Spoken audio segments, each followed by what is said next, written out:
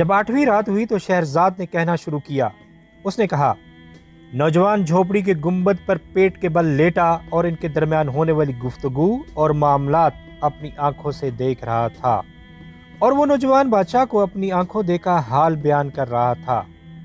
اسے بتایا کہ حبشی غلام اس کی چچا زاد بہن اور بیوی سے کہہ رہا تھا۔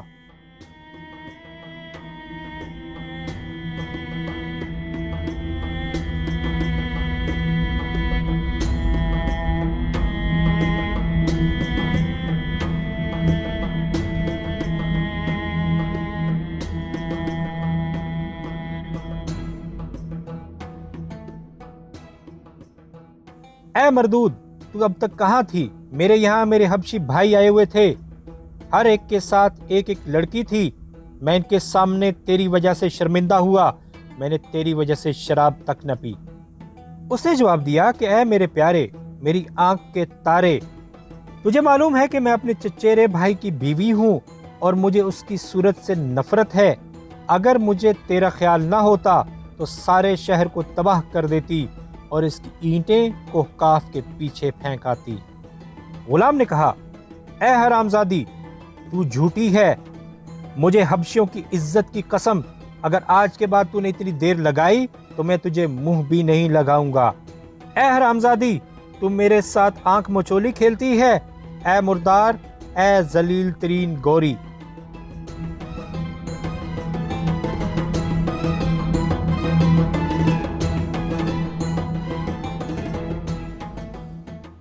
میں نے جب ان کی باتیں سنی اور جو کچھ ان کے درمیان ہو رہا تھا وہ میں سن اور دیکھ رہا تھا تو دنیا میری آنکھوں میں تاریک ہو گئی اور مجھے یہ بھی معلوم نہ رہا کہ میں ہوں کہاں۔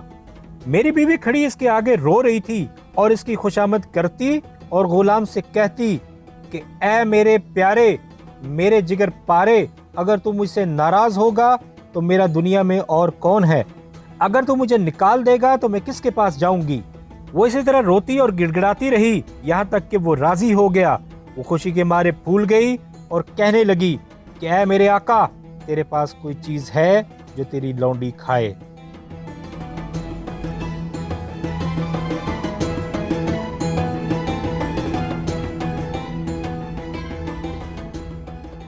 اس نے کہا، فلاں لگن کھول، اس میں نے آج کا بچا ہوا کھانا ڈالا تھا، اس کو نکال اور کھا جا، اور فلاں ہنڈیا میں کچھ بچی کچی شراب ہے، اسے پی جا۔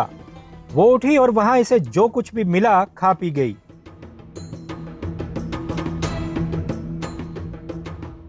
جب وہ دونوں سو گئے تو میں نے گنبد سے اتر کر وہ تلوار اٹھا لی جو میری بیوی لائی تھی اور اسے کھینچ کر مصمم ارادہ کر لیا کہ دونوں کو قتل کر دوں گا۔ پہلے میں نے غلام کی گردن پر وار کیا، میری اس ضرب سے صرف اس کے گلے کی کھال اور گوشت کٹا۔ میں سمجھا کہ وہ مر گیا ہے، لیکن وہ زور زور سے کراہنے لگا۔ میں نے دیکھا کہ میری بیوی کی آنکھ کھل گئی ہے اور میں اس تک نہیں پہنچ سکتا، تو میں الٹے پاؤں پھرا اور تلوار کو اپنی جگہ چھوڑ کر شہر میں آیا اور محل میں آ کر سو گیا۔ جب میری چچیری بہن واپس آئی اور اس نے مجھے جگایا تو کیا دیکھتا ہوں کہ اس نے اپنے بال کاٹ ڈالے ہیں اور سوگ کے کپڑے پہن رکھے ہیں۔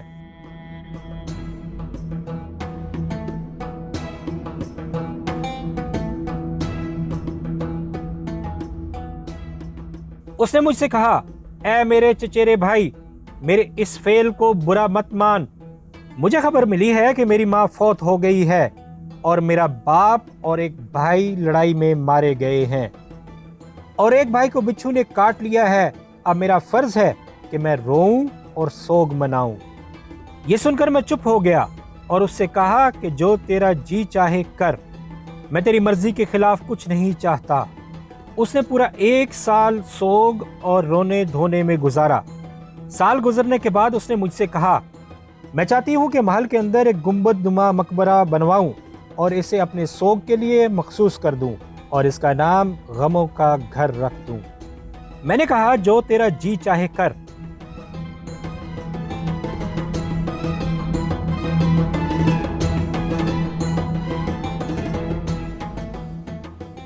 اسے سوگ کے لیے ایک بارہ دری بنوائی اور اس کے بیچ میں ایک گنبد اور قبر نما مدفن۔ پھر اس نے غلام کو لا کر وہاں رکھا۔ اس میں جان تو تھی लेकिन इससे उसे कोई फायदा नहीं पहुंच सकता था। हाँ, वो शराब पीता था और जिस रोज से इसे जख्म लगा था इसकी जबान बंद हो गई, मगर इसको मौत ना आई। वो सुबह शाम इसके पास जाती और गुंबद के अंदर इस पर नाला वजारी करती और इसे दिन रात बदन को ताकत देने वाली शराब और यखनियां पीने को देती। इसी हाल में दूसरा साल आ पहुंचा। मैं अपने आप को बहुत रोके हुए रखता था, मगर इसकी तरफ कोई तवज्जो न देता था। एक रोज मैं इससे छुप कर वहां पहुंच गया तो क्या देखता हूं कि वो रो रो कर कह रही थी, तूने मुझसे क्यों आंखें फेर ली हैं? ओ मेरे दिल के सुकून, मेरे साथ बातें कर, ऐ मेरी जान, बोल।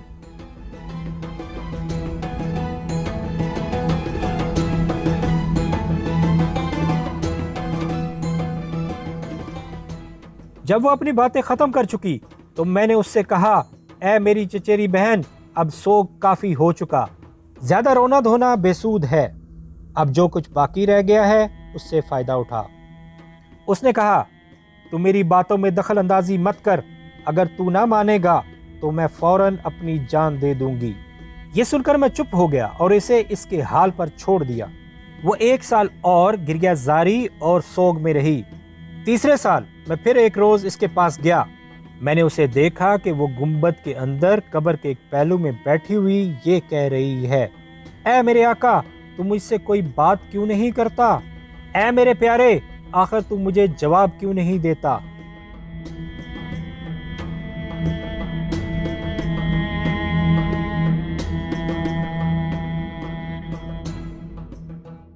जब मैंने उसकी बातें सुनी तो मेरा गुस्सा और भी बढ़ गया और मैंने उससे कहा, ये सोग आखिर कब तक रहेगा?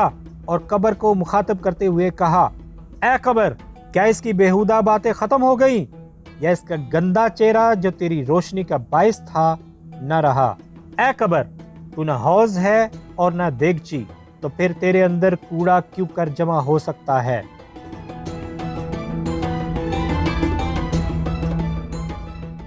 जब उसने मेरी बातें सुनी तो उछल पड़ी और कहने लगी, लानत हो तुझ पर ऐ कुत्ते, तो क्या तूने ही ये काम किया और मेरे दिली माशूक को जख्मी किया, मुझे और इसकी जवानी को बर्बाद कर दिया। 3 साल होने को आए, ना वो मरता है ना जीता है।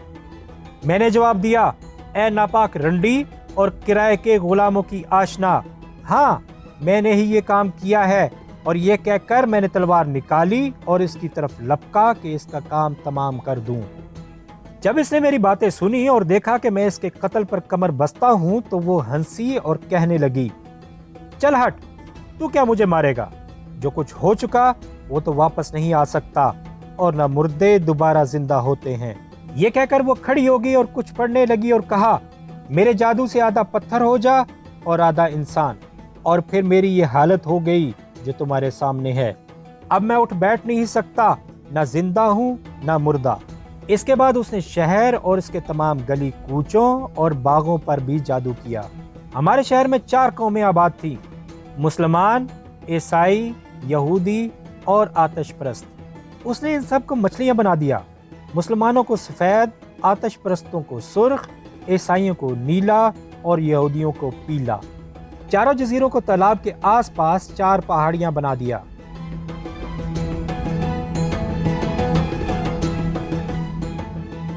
अब वो हर रोज मुझे सताती और 100 कोड़े मारती है, यहाँ तक कि मैं लहू लुहान हो जाता हूँ। फिर वो मेरे कांधे खुरचती है और फिर ये ऊनी कपड़े जो आप मेरे बदन पर देख रहे हैं पहनाती है और इसके ऊपर ये अबा डाल देती है। ये कहकर वो नौजवान रोने लगा। बादशाह नौजवान की तरफ मुखातब होकर कहने लगा, ऐ नौजवान, तूने मेरा गम दुबाला कर दिया, लेकिन अब तू मुझे ये बता कि वो औरत कहाँ है और वो कब्र कहाँ है जिसमें वो गुलाम है। नौजवान ने कहा, गुलाम तो इस मदफन में है जो गुंबद के नीचे है, और ये गुंबद मेरे दरवाजे के सामने फलां बारादरी में वाक़े है। और मेरी चचेरी बहन सूरज निकलने से पहले मेरे पास आती है और मेरे कपड़े उतार कर इतने जोर से 100 कोड़े मारती है कि मैं रोने और चिल्लाने लगता हूँ। मुझे मार पीट कर वो गुलाम के पास जाती है और इसे शराब और यखनी पीने को देती है। अब कल वो फिर आएगी।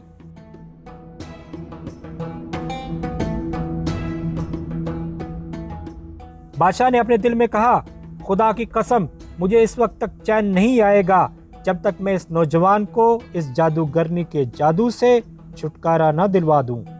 اب بادشاہ اس سے ادھر ادھر کی باتیں کرنے لگا، یہاں تک کہ رات ہو گئی اور دونوں سو گئے۔ صبح سویرے بادشاہ اٹھا اور اس جگہ پہنچا جہاں غلام تھا۔ اسے دیکھا کہ وہاں چراغ، قندیلیں، عطریات اور روغنیات رکھے ہوئے ہیں۔ وہاں پہنچ کر اس نے ایک ہی وار میں غلام کا کام تمام کر دیا۔ اس کے کپڑے خود پہن لیے، پھر اسے اپنی پیٹھ پر لادا اور لے جا کر ایک کنویں میں ڈال دیا جو اسی محل کے اندر تھا۔ پھر وہ واپس آیا اور قبر کے اندر لیٹ گیا اور ننگی تلوار اپنے برابر رکھ لی۔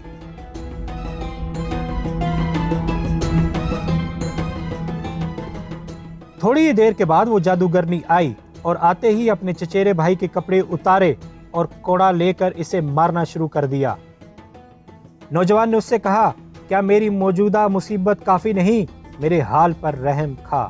اس نے کہا، ہاں، جس طرح تو نے میرے اوپر رحم کھا کر میرے معشوق کو زندہ رکھا ہے۔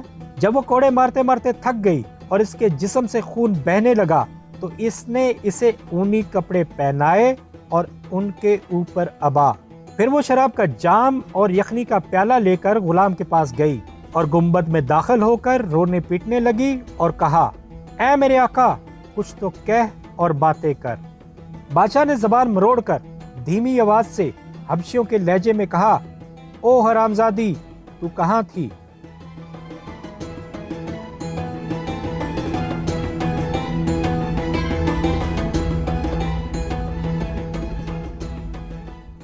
جادوگرنی نے جب اسے باتیں کرتے سنا تو مارے خوشی کے چلا اٹھی اور اس نے کہا کہ واقعی تو تندرست ہو گیا ہے۔ بادشاہ نے اپنی آواز اور زیادہ دھیمی کر کے کہا، اے حرامزادی، کیا تو اس قابل ہے کہ میں تجھ سے بات کروں؟ جادوگرنی نے اس سے پوچھا کہ ایسا کیوں؟ اس سے جواب دیا، اس لیے کہ تو دن بھر اپنے شوہر کو ستاتی ہے اور وہ واویلا کرتا ہے اور میری نیند رات سے صبح تک حرام کر دیتا ہے۔ وہ روتا پیٹتا ہے، مجھے اور تجھے کوستا ہے، اس سے مجھے بہت تکلیف پہنچتی ہے۔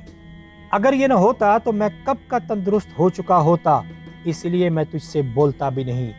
اس نے کہا، اب مجھے کیا کرنا چاہیے کہ تجھے سکون ملے؟ بادشاہ نے کہا، اسے اچھا کر دے تاکہ مجھے آرام ملے۔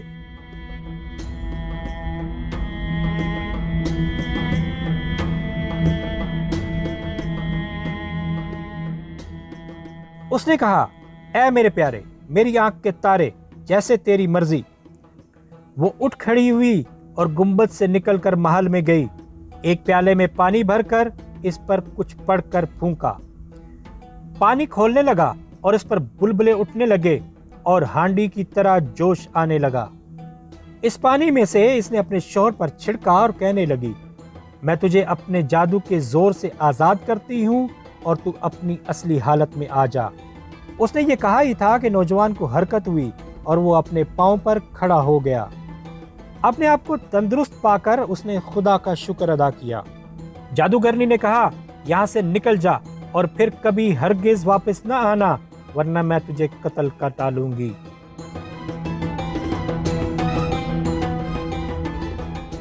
نوجوان نے اس کا شکریہ ادا کیا اور وہاں سے چلا گیا۔ اب جادوگرنی گنبد کے اندر گئی اور کہنے لگی، اے میرے آقا، باہر نکل تاکہ میں تیرا دیدار کروں۔ بادشاہ نے دھیمی آواز میں اس سے کہا، جو کچھ تو نے کیا ہے اس سے مجھے بہت کم خوشی ہوئی ہے۔ اس نے کہا، اے میرے معشوق، میرے پیارے، تو زیادہ خوش کیسے ہوگا؟ اس نے کہا، کیا تجھے پتا ہے یہ مچھلیاں اپنا سر نکال کر واویلا کرتی ہیں اور مجھے اور تجھے کوستی ہیں، اس وجہ سے مجھے بالکل چین نہیں آتا۔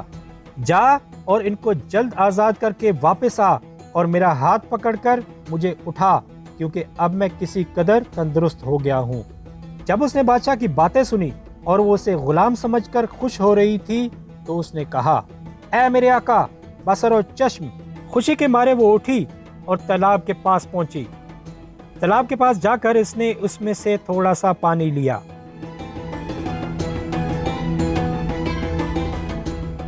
اب شہرزاد کو صبح ہوتی ہوئی دکھائی دی اور اس نے وہ کہانی بند کر دی جس کی اسے اجازت ملی تھی۔